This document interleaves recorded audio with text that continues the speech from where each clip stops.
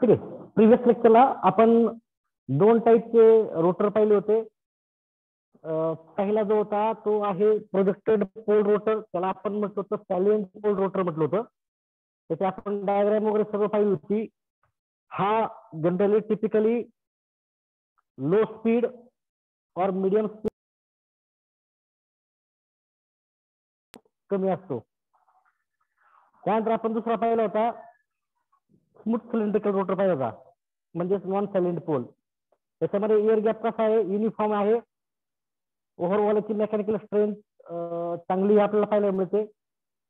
याची जे काय आपण म्हणूया डायमीटर कमी असतो पण लेंथ जास्त असते याची. त्यानंतर आपण दोघांचा डिफरन्स पाहिला होता. प्रोजेक्टेड पोल म्हणजे सॅलिएंट पोल रोटर आणि म्हणजे आपण जो बघितलं सॅलिएंट पोल रोटर आणि म्हणजे प्रोजेक्टेड पोल म्हणजे सॅलिएंट पोल रोटर आणि स्मूथ सिलेंड्रिकल म्हणजे नॉन सॅलिएंट पोल रोटर आपण पाहिला होता. याच्यामध्ये आपण पॉईंट पण पाहिलं डिफरन्स आहे. सॅलिएंट पोल म्हणजे प्रोजेक्टेड पोल मध्ये कसा एअर गॅप नॉन युनिफॉर्म आहे. सॅलिएंट पोल मध्ये एअर गॅप कसा आहे, नॉन सॅलिएंट पोल मध्ये म्हणजे स्मूथ सिलेंड्रिकल मध्ये एअर गॅप युनिफॉर्म आहे. दुसरा पॉईंट बघतो, it has a pole which are projected in outward direction. याचे पोल कसे आहेत, आउटवर्ड डायरेक्शनला आपल्याला पाहायला मिळतात. याचे no such type of projection आपल्याला पाहायला मिळतात.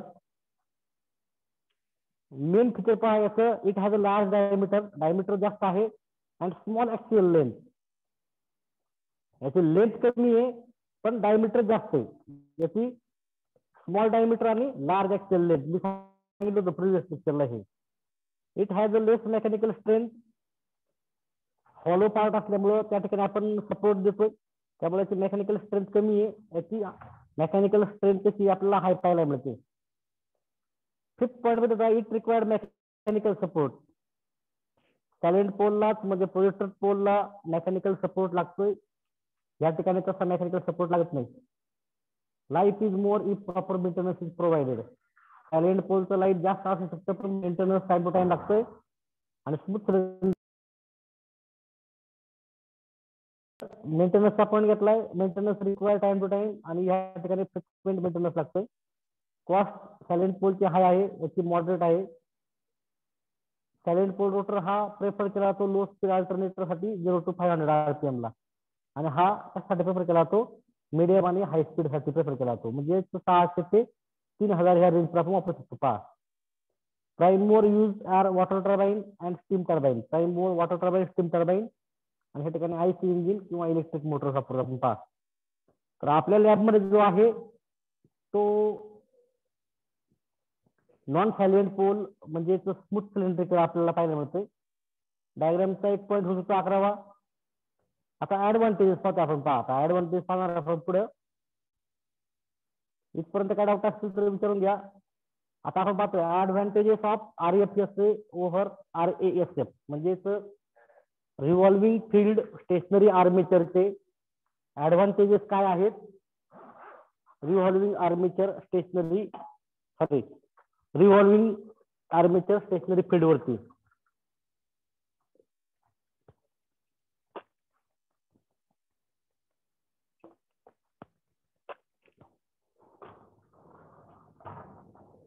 म्हणजे आपण ऍडव्हान्टेजेस मध्ये पाहतोय की जो प्रॅक्टिकल अल्टरनेटर कोणता आहे, रिव्हॉल्विंग फील्ड म्हणजे फील्ड रिव्हॉल्विंग हवी आणि आर्मेचर स्टेशनरी हवा आहे. आणि थेरोटिकल कोणता आहे, रिव्हॉल्विंग आर्मेचर स्टेशनरी फील्ड. तर याच्यातला RFSA हा प्रॅक्टिकल आहे आणि RASF हा थेरोटिकल आहे. तर या ठिकाणी आपण दोन्हींचं पाहणार आहे डिटेलमध्ये आणि मग ठरवणार आहे का कोणता सुटेबल आहे. पहिला पॉईंट पहा सर्वांनी केअरफुल लक्ष द्या. याच्यातला सर्वात व्हास्ट थेरोटिकल पार्ट हाच आहे. पहिल्या पॉईंट मध्ये सब पॉईंट केले सर्वांना माहिती आहे, इलेक्ट्रिकल एनर्जी वाईडली यूज. आज जागोजागी ठिकठिकाणी इलेक्ट्रिकल एनर्जी मोठ्या प्रमाणात यूज केली जाते. Hence the output may varies from. Output आपल्याला पहा कसं मिळते, 1.1 kV म्हणजे आपण बघूया 230 kV, 440, 230 व्होल्ट, 440 व्होल्ट, त्याच्यानंतर 1.1 kV, 3.3 kV, 6.6 kV, 11 kV, 22 kV, 33 kV and so on. म्हणजे वाईडली ह्या रेंज आपण यूज करतोय. This heavy output voltage require large bushing. तर ह्या आउटपुट जिथून निघतं, आता आपण पाहतो ट्रान्सफॉर्मरला हाय HP बुशिंग असतात, म्हणजे हे आउटपुट कसं हाय आहे. त्या ठिकाणी आपल्याला काय मिळतंय की आउटपुट व्होल्टेज जास्त असल्यामुळे बुशिंगची साईज पण काय होते, वाढते. Heavy voltage but R A आपल्याला माहिती आहे आर्मेचरच्या अक्रॉस मिळते. म्हणजे जर रिव्हॉल्विंग आर्मेचर असेल तर आपण स्लिप रिंग वापरतो 3 आणि त्याच्यापासून आपण बुशिंग लावतो. Okay. Therefore proper insulation providing is so difficult. म्हणजे आपण आर्मेचरचं तिन्ही सप्लाय स्लिप रिंग मध्ये घेतोय आणि त्या ठिकाणी आपण मग बुशिंग जर लावल्या, शेवटी कसं आहे आर्मेचर रिव्हॉल्विंग आहे आणि त्या ठिकाणी काय होतंय की प्रॉपर इन्सुलेशन प्रोव्हाइड करणं आपल्याला थोडंसं डिफिकल्ट होतं.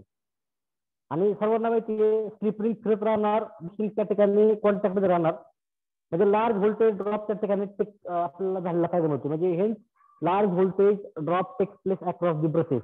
म्हणजे स्लिप रिंग, मग ब्रशेस, मग बुशिंग. म्हणजे एवढ्या हाय व्होल्टेजला स्लिप रिंग तेवढ्या लागतील, ब्रशेस तेवढ्या साईजचे लागतील. ते इमेजिन केलेलंच बरं. म्हणजे hence RFSA output can be easily taken. म्हणजे जो काय आहे रिव्हॉल्विंग फील्ड आणि स्टेशनरी आर्मेचर, आपल्याला स्टेशनरी आर्मेचर मधून आउटपुट घ्यायला काहीच अडचण येणार नाही. Taken from stationary armature with providing proper insulation arrangement. म्हणजे रिव्हॉल्विंग आर्मेचर मध्ये आर्मेचर रिव्हॉल्विंग असतो, त्या ठिकाणी स्लिप रिंग मुव्हिंग असतात, ब्रशेस त्या स्लिप रिंगच्या कॉन्टॅक्ट मध्ये असतात आणि त्या ठिकाणी आपण हाय व्होल्टेज जर आउटपुट घेत असू तर आपल्याला बुशिंगची साईज जास्त लागते. Proper okay. पण हेच जर आर्मेचर जर कसं असेल स्टेशनरी असेल तर आपण प्रॉपर इन्सुलेशन प्रोव्हाइड करू शकतो. Okay. In RFSA DC excitation require 110. म्हणजे रिव्हॉल्विंग फील्ड स्टेशनरी आर्मेचर मध्ये डीसीचे एक्साइटेशन किती लागते, 110 लागते. पहा म्हणजे फील्ड रिव्हॉल्विंग असेल तर ते 230 volt. Such voltage can be easily provided to revolving field. आणि या असं व्होल्टेज आपण आर्मेचरला दिलं होतं डीसी मोटर मध्ये. ओके. फील्डला आपण दिलं होतं, म्हणजे जे व्होल्टेज आपल्याला रिव्हॉल्विंग फील्डला देणं पॉसिबल आहे. Okay. By using brush arrangement आपण ते स्लिप ब्रशेस थ्रू कम्युटेटर आणि मग देऊ शकतो आपण, नाही का. Third, in RASF AC power is taken out from armature. म्हणजे रिव्हॉल्विंग आर्मेचर पासून म्हणजे आपण आर्मेचर पासून पॉवर घेतो. Hence 3 slip ring and 3 brushes are required. जर आर्मेचर रिव्हॉल्विंग असेल तर 3 स्लिप रिंग आणि 3 ब्रशेस लागतील. Also RFSA AC power is taken out from armature which is a stationary. पण रिव्हॉल्विंग फील्ड स्टेशनरी आर्मेचर मध्ये output power कडून घेणार आपण आर्मेचर कडून. पण आर्मेचर कसा या ठिकाणी स्टेशनरी.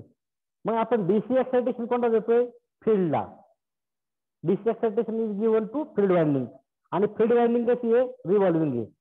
हेन्स इन RASF म्हणजे revolving armature stationary field 3 slip ring and 3 brushes required. पण RFSA मध्ये रिव्हॉल्विंग फील्ड आहे तर आपण 2 स्लिप रिंग आणि 2 ब्रशेस देऊ शकतो, वापरू शकतो. पहा म्हणजे त्या ठिकाणी 1 slip ring and 1 brush is less required in RFSA. म्हणजे RFSA मध्ये 1 स्लिप रिंग आणि 1 ब्रश आपण लेस यूज करतोय. In case of high output म्हणजे हाय आउटपुट असेल तर if revolving armature is use. Armature जर रिव्हॉल्विंग असेल म्हणजे कोणता, RASF असेल. Okay. Revolving armature stationary field, low speed salient pole rotor, therefore maximum portion of armature is coreless. म्हणजे आपल्याला माहिती आहे की आर्मेचरचा असेल तर आणि conductor of high gauge are use. आपण त्या ठिकाणी हाय आउटपुट आहे, स्पीड कमी आहे, तर त्या ठिकाणी मॅक्झिमम पोर्शन हॉलो असल्यामुळे कंडक्टर आपण हाय गेजचे वापरतो. Hence thermal and mechanical stresses are generated under running condition. म्हणजे चालू कंडिशन मध्ये, रनिंग कंडिशन मध्ये थर्मल अँड मेकॅनिकल स्ट्रेसेस तयार होतात. The overall effect is mechanical strength of the revolving armature becomes affected. म्हणजे जर आर्मेचर हॉलो असेल आणि आउटपुट जर हाय असेल, तर कंडक्टर आपण किती मोठं वापरले तर त्याचा थर्मल आणि मेकॅनिकल स्ट्रेस वरती इफेक्ट पडतोय. म्हणजेच revolving armature becomes affected. There is a possibility of damage of revolving armature. म्हणजे त्या ठिकाणी आर्मेचर डॅमेज सुद्धा होतो. Hence RASF life of armature is less. म्हणजे जर रिव्हॉल्विंग आर्मेचर असेल तर त्याचं लाईफ का कमी असतं, कारण हाय आउटपुटला कंडक्टर आपण हाय गेजचे वापरतोय आणि त्या ठिकाणी काय होतं, रनिंग कंडिशन मध्ये थर्मल आणि मेकॅनिकल स्ट्रेसेस तयार होत आहेत. आणि याच्यामुळे काय होतं की जे आर्मेचरचं लाईफ आहे रनिंग कंडिशनचं ते कमी होतं.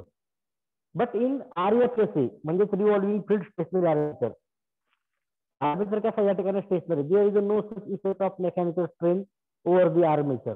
असा होऊ शकत नाही, कारण का armature is a stationary and we can provide proper insulation arrangement. आपण त्याला स्टेशनरी आर्मेचरला मशीनच्या बाहेर स्टेशनरी म्हणजे बुशिंग किंवा इन्सुलेशन प्रोव्हाइड करू शकतो.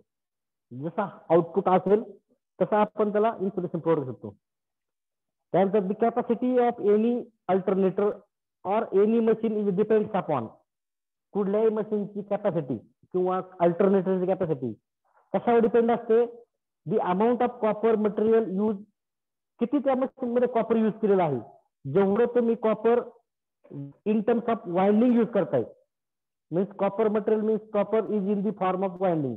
म्हणजे जेवढे जास्त कॉपरचं मटेरियल आहे, म्हणजे जेवढे वाइंडिंगला तुम्ही कॉपर यूज केलेलं आहे, तेवढं मशीनचं कॅपॅसिटी वाढते पहा. हेन्स फॉर हाय आउटपुट, म्हणजे जर आउटपुट हाय असेल तर कॉस्ट ऑफ अल्टरनेटर इन्क्रीजेस. कारण का, कारण ह्या ठिकाणी आपण जास्त कॉपर यूज करतोय. Therefore, in above case, RASF is not better choice than RFSA. म्हणजे या ठिकाणी रिव्हॉल्विंग आर्मेचर ही बेटर चॉईस होऊ शकत नाही, कारण कॉस्ट जास्त आहे, कॉपर पण जास्त आहे, डॅमेज व्हायची पॉसिबिलिटी पण जास्त आहे. म्हणून RFSA हा बेस्ट चॉईस आहे. For high voltage output temperature rise is a major issue. जर आउटपुट हाय असेल तर टेम्परेचर सुद्धा वाढते पहा. Hence for better ventilation system of cooling system, RFSA म्हणजे revolving field stationary armature is a better choice. हा better choice आहे high output साठी, कारण का आर्मेचर स्टेशनरी आहे आणि आपण बॉडीच्या बाहेर इन्सुलेशन देऊ शकतो. आणि because high voltage terminal are always over the top of the machine. म्हणजे जर वरती मशीनचे असतील तर आपण त्या ठिकाणी एक्सटर्नली कूलिंग आपण प्रोव्हाइड करू शकतो. त्यानंतर 7 for selection of an alternator. कुठलाही अल्टरनेटर सिलेक्ट करायचं असेल तर size, cost, long life, robust construction are major selection factor. म्हणजे आपण गेलो त्याची साईज कशी आहे, त्याची कॉस्ट कशी आहे, लाईफ फॅक्टर असतात. Such factors are uniquely observe in a revolving field stationary armature. म्हणजे हे फॅक्टर कुठे सापडतात, फक्त रिव्हॉल्विंग फील्ड स्टेशनरी आर्मेचर मध्ये सापडतात. म्हणून hence it is also called as a practical alternator. Partial नाही, प्रॅक्टिकल अल्टरनेटर म्हणतो. And RASF is referred as a theoretical alternator. म्हणजेच RASF म्हणजे रिव्हॉल्विंग आर्मेचर स्टेशनरी फील्ड हा थेरॉटिकल अल्टरनेटर आहे, आणि RFSA म्हणजे रिव्हॉल्विंग फील्ड स्टेशनरी आर्मेचर हा practical alternator आहे. तर हे आपण ऍडव्हान्टेजेस बघितले का, advantages of revolving field stationary armature over revolving armature stationary field. म्हणजे RFSA याच्यामध्ये आर्मेचर स्टेशनरी आहे म्हणून हा आपण वाईडली यूज करतोय, हा प्रॅक्टिकल अल्टरनेटर आहे. आणि RASF याच्यामध्ये काय काय प्रॉब्लेम येत आहेत ते आपण बघितलेलं आहे. ओके, म्हणजे ह्या ठिकाणी आर्मेचर रिव्हॉल्विंग आहे हा प्रॅक्टिकल नाही, ह्या ठिकाणी आर्मेचर स्टेशनरी आहे हा प्रॅक्टिकल आहे. तर ह्या आपण 7 पॉईंट बघितले. पहिला पॉईंट बघितला आपण हाय आउटपुटला जर आर्मेचर रिव्हॉल्विंग असेल तर काय होतंय, बुशिंग इन्सुलेशन लागतंय. ओके, पण याच्यामध्ये काय होतं, आपण टॉप मशीनच्या टॉपला आपण स्टेशनरी आर्मेचर असल्यामुळे देऊ शकतो आपण. सेकंड, आपण या ठिकाणी जसं डीसी मशीनला 110 220 फील्ड जर रिव्हॉल्विंग असेल तर आपण दिलेलं आहे. तर ह्या ठिकाणी आपण तीच अरेंजमेंट करून रिव्हॉल्विंग फील्ड मध्ये आणि स्टेशनरी आर्मेचर मध्ये करू शकतो पहा. त्याच्यानंतर RASF मध्ये एसी पॉवर आपण आर्मेचर रिव्हॉल्विंग आर्मेचर करतो, त्या ठिकाणी 3 स्लिपिंग आणि 3 ब्रशेस लागतात. RASF मध्ये आर्मेचर स्टेशनरी आहे, फील्ड रिव्हॉल्विंग आहे, फील्ड आपण एक्साइटेशन देतोय, 2 स्लिप आणि 2 ब्रशेस लागतात, म्हणजे 2 ब्रशेस लागतात. म्हणजे या केस मध्ये आपण काय करतोय, ब्रशेस आणि स्लिप आपण कमी यूज करतो, एक जोडी. हाय आउटपुट साठी रिव्हॉल्विंग आर्मेचर इज यूज, बरोबर. त्यामुळे काय होतंय की त्याचं स्पीड लो असतं, सॅलिड पोल असतो, मॅक्झिमम पोर्शन कसा असतो आर्मेचरचा हॉलो असतो. रनिंग कंडिशन मध्ये काय होतंय की हाय कॅपॅसिटी कंडक्टर सुद्धा हाय गेजचे वापरलेले आहेत, म्हणजे त्या ठिकाणी थर्मल आणि मेकॅनिकल स्ट्रेसेस तयार होतात आणि मशीनचा जो रोटर आहे तो डॅमेज होतो. पण या ठिकाणी आर्मेचर स्टेशनरी असेल तर असे स्ट्रेसेस तयार होत नाहीत. ओके. त्यानंतर आपण बघितलं कॅपॅसिटी कोणत्या मशीनची डिपेंड असते की त्या मशीन मध्ये किती कॉपर आहे. म्हणजे आपण मशीन मोठी तयार केली पण जर आर्मेचर जर हॉलो असेल, रिव्हॉल्विंग असेल तर तो डॅमेज होऊ शकतो पहा. म्हणजे या ठिकाणी आर्मेचर आपल्याला स्टेशनरीच पाहिजे. म्हणजेच RASF हा बेटर चॉईस आहे. RASF पेक्षा रिव्हॉल्विंग आर्मेचर हा परवडणार नाही आपल्याला. हाय टेम्परेचर राईस साठी काय होते, बेटर व्हेंटिलेशन आपण मशीनच्या आतमध्ये देऊ शकत नाही. जर आर्मेचर रिव्हॉल्विंग असेल तर मशीनच्या आतमध्ये बुशिंग असतील, मशीनची साईज वाढते. पण जर आर्मेचर स्टेशनरी असेल तर आउटपुट आपण आर्मेचर पासून घेऊया स्टेशनरी. त्या ठिकाणी एक्सटर्नली आपण कुलिंग प्रोव्हाइड करू शकतो पहा.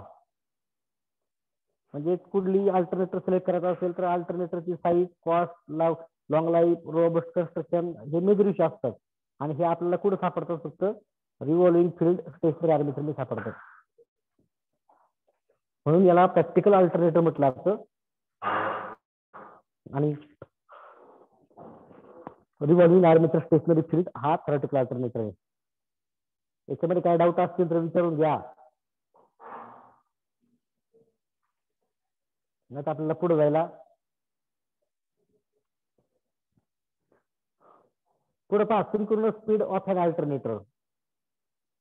आता अल्टरनेटर म्हणजे काय, सिंक्रोनस मशीन आहे, सर्वांना माहिती आहे. म्हणजेच हा ज्या स्पीडने rotor of an alternator rotate, म्हणजे the speed at which rotor of an alternator rotate, म्हणजे ज्या स्पीडने अल्टरनेटरचा रोटर रोटेट होतोय कशासाठी, for generated desired design output generate करण्यासाठी with the help of prime mover. कशाने फिरतोय तो, प्राइम मूवरने, is known as a speed of alternator. Okay. In general rotor of an alternator always rotate at synchronous speed. म्हणजेच general केसमध्ये जो काय rotor आहे अल्टरनेटरचा तो नेहमी सिंक्रोनस स्पीडने रोटर होतो with the help of prime mover. Hence speed of an alternator is also known as a synchronous speed of an alternator. म्हणजे therefore in an alternator an म्हणजे रोटरचं स्पीड हे नेहमी काय असतं, सिंक्रोनस स्पीड असतं. सर्वांना माहिती आहे frequency of an induce EMF. आपण जो फॉर्म्युला बघितला होता, कोणता फॉर्म्युला बघितला होता,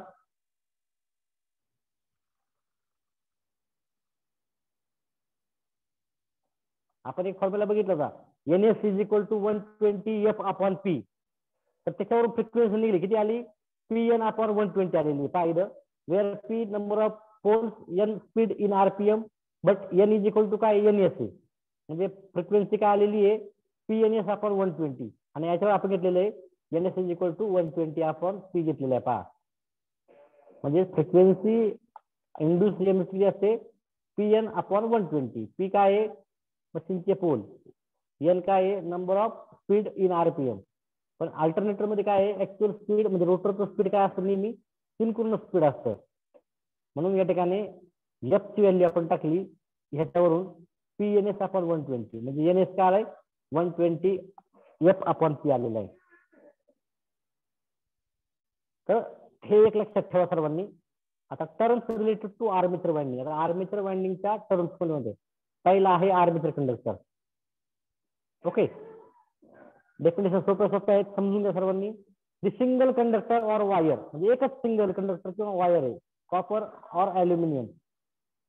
सिंगल कंडक्टर असेल कॉपरचा किंवा अल्युमिनियम, हा आपण कशामध्ये प्लेस केलाय, is place in armature slot, is known as a armature conductor. Okay, armature conductor cuts the magnetic field produce by the field winding. काय करतो आर्मेचर कंडक्टर, फील्ड वाइंडिंगने तयार केलेलं मॅग्नेटिक फील्ड कट करतो. Hence armature conductor is responsible for induce EMF. म्हणजे armature conductor मध्ये EMF induce होते. पहा, एक कंडक्टर असतो तर आर्मेचर कंडक्टर म्हणते. आता टर्न म्हणजे पहा, लक्ष द्या. आता मी करतो दुसरी एक.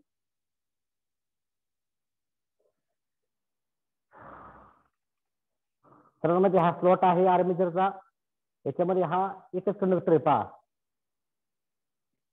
ओके, म्हणजे हा झाला एक कंडक्टर.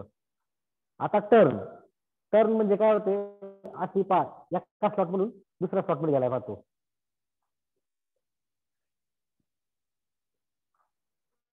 आणि ही झाली कॉईल झाली. पहा, कॉईल.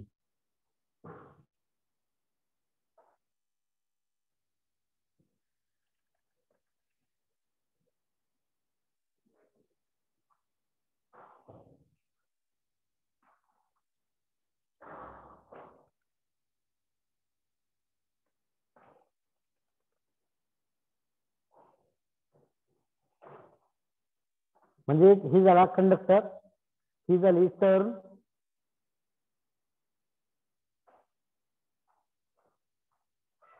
बरोबर. म्हणजे हा झाला एक कंडक्टर. सिंगल कंडक्टर हाऊसेस और प्लेस इन आर्मेचर स्लॉट. म्हणजे ही झाली टर्न. हा एक कंडक्टर आहे आणि हा दुसरा कंडक्टर आहे. काय करतो या ठिकाणी, दोन कंडक्टर काय केलेले आहेत, सिरीज मध्ये जोडलेले आहेत.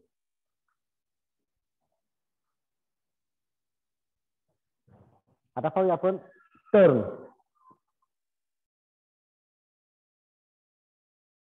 कंडक्टर इन ऍडजस्टंट और नियर बाय स्लॉट. म्हणजे एका स्लॉट मधून तो दुसऱ्या स्लॉट मध्ये गेलाय.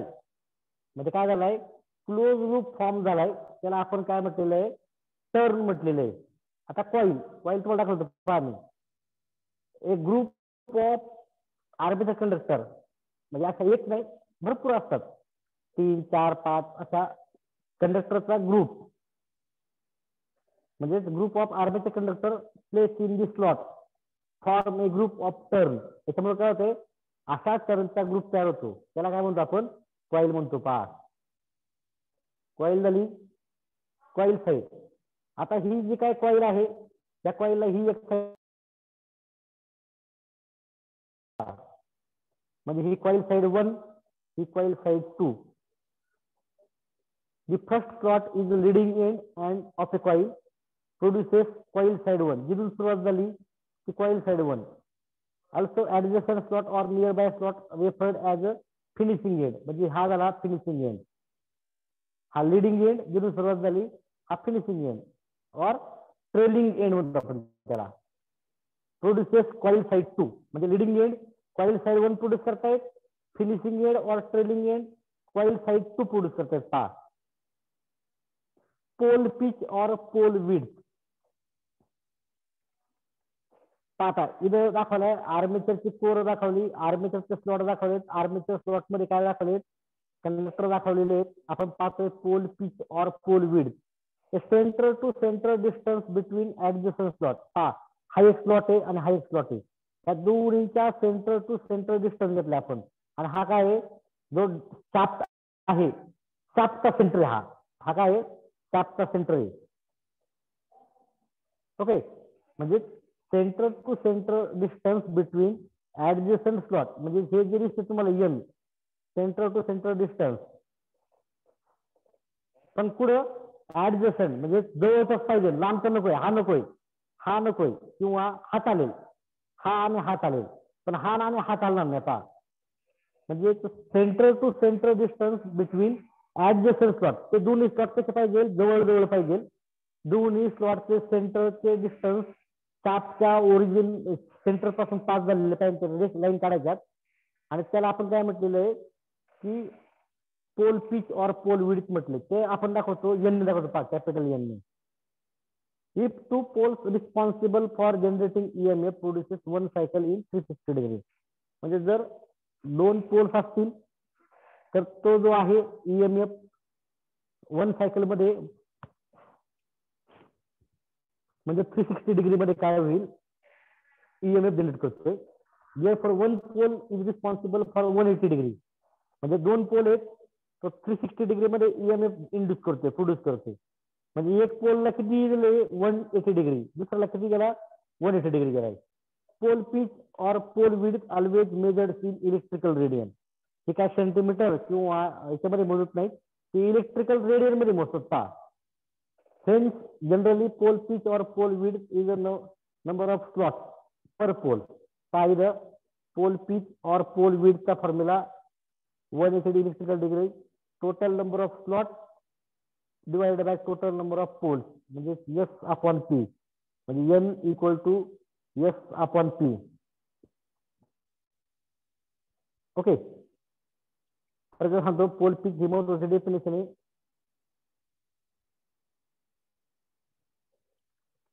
म्हणजे पहा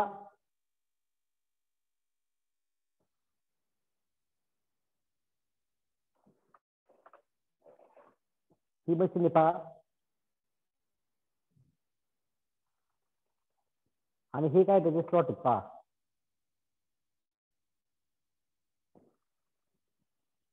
आणि हा त्याचा शाफ्टचा सेंटर आहे. तर ह्या दोन्हीचा सेंटर टू सेंटर डिस्टन्स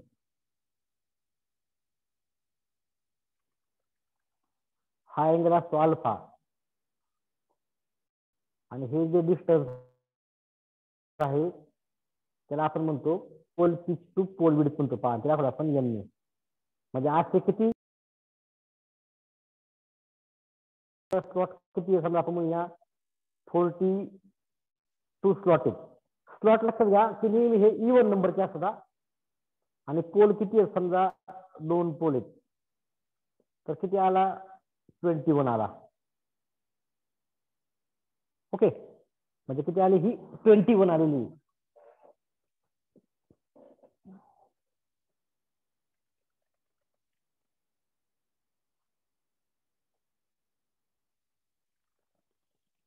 पुढे और कॉइल स्पॅन फॅक्टर केसी याला दोन नाव आहेत केपी किंवा म्हणतो आपण केसी म्हणतो. केपी और केसी म्हणजे काय EMF induce in short pitch winding और EMF induce in divided by EMF induce in long pitch winding. आता शॉर्ट पिच वाइंडिंग आणि लॉन्ग पिच वाइंडिंग याचं नावातच आहे. जी कॉइल एका पोल पासून दुसऱ्या पोल पर्यंत जाते. म्हणजे आपण जर बघितलं परत या ठिकाणी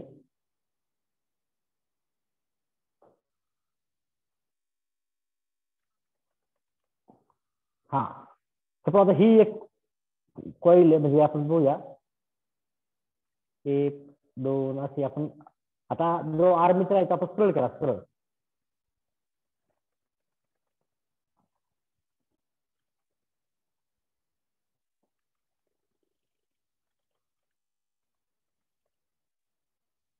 आता पहा एखाद्या मशीन मध्ये किती आहेत फक्त जे स्लॉट आहेत स्लॉट किती समजा 36 आणि पोल किती आहेत समजा 4 पोल आहेत. म्हणजे आपल्याला माहिती आहे पर पोल किती आले कंडक्टर 9 आले. एका पोलच्या अंतर किती येणार आहेत 9 येणार आहेत ना. आपण डबल केलं 1 2 म्हणजे हा असणार 36वा 36 3 4 5 हा 6 7 8 9 10. ठीक आहे म्हणजे हा चालू झाला इथं पहा इथून डायरेक्ट हा कुठे गेला 10 नंबरच्या पोल मध्ये गेला पहा. पण आपल्याला माहिती 1 ते 9 काय असणार आहे एन पोल असणार आहे. 4 पोल आहेत ना. त्यानंतर 10 ते 18 काय असणार आहेत एस पोल असणार आहे पहा. बरोबर. त्यानंतर 19 ते 27 काय असणार आहे परत एन पोल असणार आहे.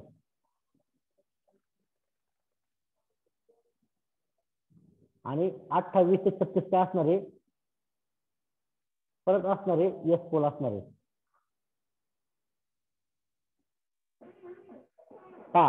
एक 36 प्लॉट किती आहेत, 36 आहेत. पोल किती, 4 आहेत. म्हणजे हा एक झाला पोल, हा एक पोल, हा दुसरा, तिसरा आणि हा चौथा.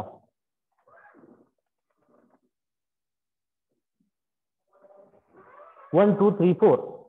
म्हणजे जी वाइंडिंग एका पोल खाली सुरू होते आणि दुसऱ्या पोल कडे जाते तिला आपण म्हणतो, काय म्हणतो, लॉंग पिच म्हणतो. आणि जी वाइंडिंग एका पोल म्हणून चालू होते आणि समजा ही इकडून आली, परत कुठून आली, 9 पासून माग आली, पहा, परत ही 2 ला आली, 2 पासून परत कुठे आली, 8 ला आली. ही असते शॉर्ट पिच. पहा, शॉर्ट पिच वाइंडिंग म्हणजे काय, ती इंटर पोल असते, एकाच पोल मध्ये फिरते. आणि लॉंग पिच म्हणजे काय, पोल टू पोल असते. पहा,